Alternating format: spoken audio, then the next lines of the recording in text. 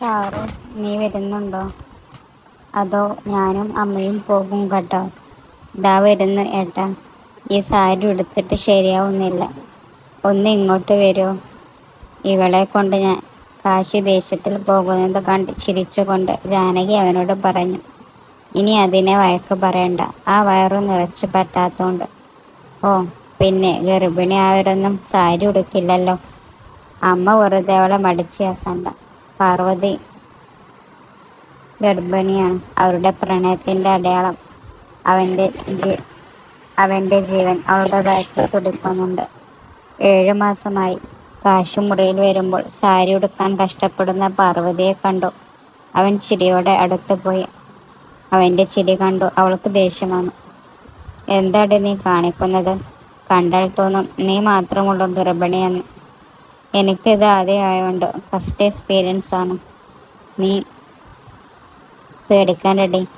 അടുത്തതിന് ഇതൊക്കെ അടുത്തതാവുമ്പോൾ നോക്കാലോ. ദേ, എന്നെ ദേഷ്യം പിടിപ്പിക്കാതെ. ഈ ഞൊറിയൊന്ന് ശരിയാക്കി തായേട്ടാ. കാശി അവൾക്ക് മുന്നിൽ മുട്ടുകുത്തിയിരുന്നു. ഞൊറിയെല്ലാം ശരിയാക്കി എടുത്തു കൊടുത്തു. എഴുന്നേൽക്കും മുമ്പ് അവളുടെ വയറ്റിലൊന്ന് ചുംബിച്ചു. എനിക്ക് കുശുമ്പ് തോന്നുന്നുണ്ട് കേട്ടാ. നിങ്ങൾക്കിപ്പോൾ എന്നേക്കാൾ ഇഷ്ടം ഇവളോടാ. എൻ്റെ കുഞ്ഞാറ്റ വന്നിട്ട് വേണം നിന്നെ ഒരു പാഠം പഠിപ്പിക്കാൻ. അല്ലേ മോളെ? ഓ, അച്ഛനും മോളും ഒന്നായിക്കും. ഞാൻ ഒന്നിനുമില്ലേ. കള്ളപ്പരിഭവം നടിച്ചു പോകാൻ നിന്ന പാർവതിയുടെ കയ്യിൽ പിടിച്ചു നിർത്തി കാശി അവളെ പുറകിലൂടെ കെട്ടിപ്പിടിച്ചു. അവളും അവൻ്റെ നെഞ്ചിൽ പറ്റിച്ചേർന്ന് നിന്നു. നീ അല്ലേടി എൻ്റെ ആദ്യത്തെ പാറുക്കുട്ടി. പിന്നെ കുഞ്ഞാറ്റ വന്നാലല്ലേ എനിക്ക് നിന്നെ ഒന്ന് ശരിക്കും കെട്ടിപ്പിടിക്കാൻ പോലും പറ്റൂ. ഏട്ടാ പോവല്ലേ, അമ്മ കാത്തിരിക്കുന്നു. ഓ, മനുഷ്യനൊന്ന് റൊമാൻറ്റിക്കായി വരുമ്പോൾ അപ്പു കുളമാക്കും. നിന്നെ ആരാടി ടീച്ചറാക്കിയത്? ടീച്ചറും റൊമാൻറ്റിക്കും തമ്മിൽ എന്ത് ബന്ധം? ഏറ്റവും റൊമാൻറ്റിക്കാവുന്നത് ടീച്ചേഴ്സായിരിക്കും. നീ കേട്ടിട്ടില്ലേ? പിന്നെ ഒന്ന് പേക്കാം. ഇപ്പോൾ ആയിടത്തോളം വെച്ച് എനിക്കിപ്പോൾ 7 മാസമായി. ഇനി ഇതിൽ നിന്നും ഒന്ന് ഫ്രീ ആവട്ടെ. എന്നിട്ട് മതി റൊമാൻറ്റിക്കൊക്കെ. അപ്പോൾ പാറു, നമുക്കടുത്ത കുട്ടി മോനല്ലേ? ദേ, എന്നെ വെറുതെ ദേഷ്യം പിടിപ്പിക്കാതെ പോയിക്കോ.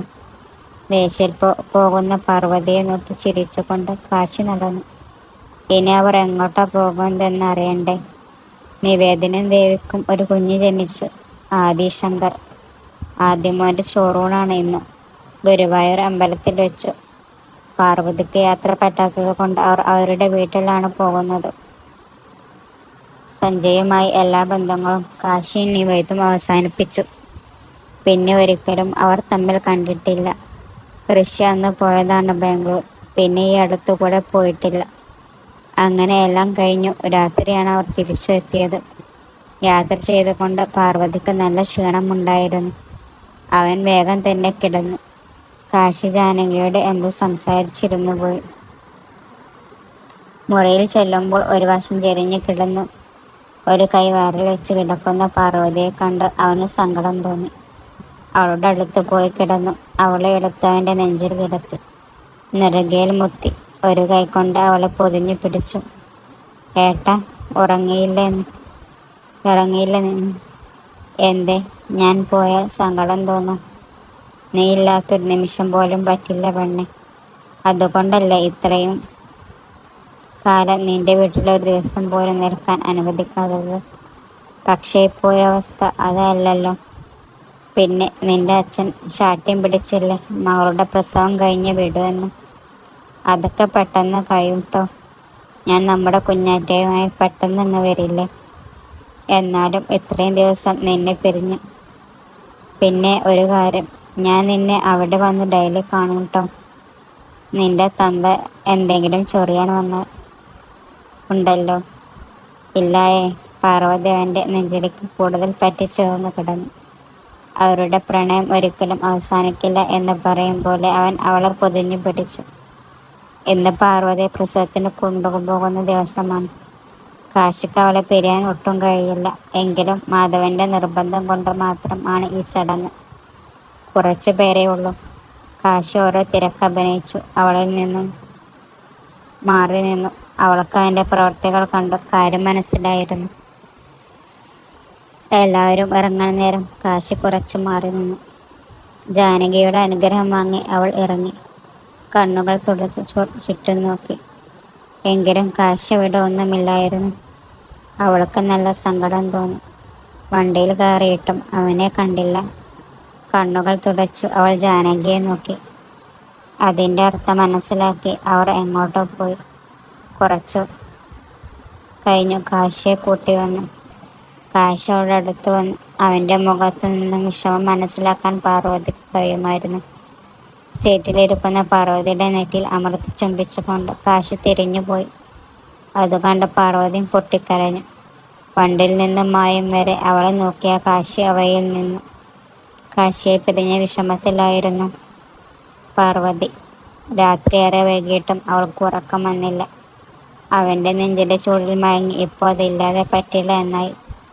ഫോൺ വിളിച്ചു നോക്കിയെങ്കിലും അവൻ തിരക്കിലാണെന്ന് പറഞ്ഞു കട്ടാക്കി. അവൾ ഓരോന്നോർത്ത് കിടക്കുമ്പോഴാണ് ഫോൺ അടിച്ചത്. ഞാനും ഇവിടെ സുഖനിദ്ര ഒന്നുമല്ല. എന്നെ അകത്തേക്ക് വിളിക്കുന്നില്ലേ? ദേ അച്ഛനെങ്ങാനും പറഞ്ഞാൽ നാണക്കേടാണ്. വേഗം പോകാൻ നോക്ക്. നിനക്ക് ഇങ്ങോട്ട് വന്നപ്പോൾ തന്നെ എന്നോട് സ്നേഹമില്ല.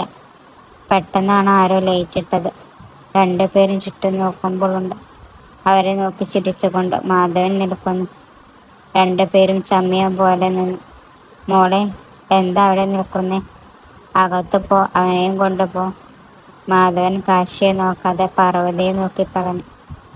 അത് കേട്ട് പാർവതി അവനോട് വരാൻ പറഞ്ഞു കൊണ്ട് മുന്നിൽ നടന്നു. കാശി മാധവൻ്റെ അടുത്തെത്തിയതും ഇത് എങ്ങനെയാടാ നിന്നെ കൊണ്ട് സാധിച്ച്? എന്ത്? അല്ല, പറഞ്ഞ സമയത്ത് തന്നെ അവളെ ഗർഭിണിയാക്കിയില്ലേ? കാശി മനസ്സിലാവാത്തതുപോലെ നിന്നു. അതുകണ്ട് ചിരിച്ചുകൊണ്ട് മാധവൻ തുടർന്നു. അന്ന് നീ ഇവളെ ഗർഭിണിയാണെന്ന് നിന്റെ കൂടെ വിടണം എന്ന് പറഞ്ഞപ്പോൾ ഞാൻ വിചാരിച്ചില്ല എന്നോട് പറഞ്ഞ കള്ളം സത്യമാക്കാൻ നീ ഇത്രക്കും പ്രവർത്തിക്കുമെന്ന്. കാശി മാധവനെ ചമ്മിയ ഒരു ചിരിയോടെ നോക്കി. പാർവതി മുറിയിൽ നിന്നും അടക്കി ചിരിച്ചു. കാശിയുടെ പരങ്ങൾ മനസ്സിലാക്കി മാധവൻ പറഞ്ഞു, പോയി കിടന്നു. പിന്നെ ഈ വരവ് സ്ഥിരമാണെങ്കിൽ രാത്രി വാതിൽ അടക്കുന്ന ഡ്യൂട്ടി നിനക്കാണ്. പാർവതിയുടെ കണ്ണുകൾ നിറഞ്ഞിരുന്നത് അവൻ്റെ കുസൃതികൾ കണ്ട് ചിരിക്കുമ്പോൾ മാത്രമായിരുന്നു. അല്ലാതെ ഒരവസരം കാശി ഉണ്ടാക്കിയില്ല. വയറു വരുന്തോറും അവൾക്ക് അസ്വസ്ഥതകൾ കൂടെ വന്നു. എങ്കിലും അവൾ നല്ല സന്തോഷത്തിൽ തന്നെയായിരുന്നു. അങ്ങനെ ഇന്ന് നമ്മുടെ പാർവതി പ്രസവിച്ചു. കുഞ്ഞാറ്റയുമായി അവൾ ഇരിക്കുന്നു.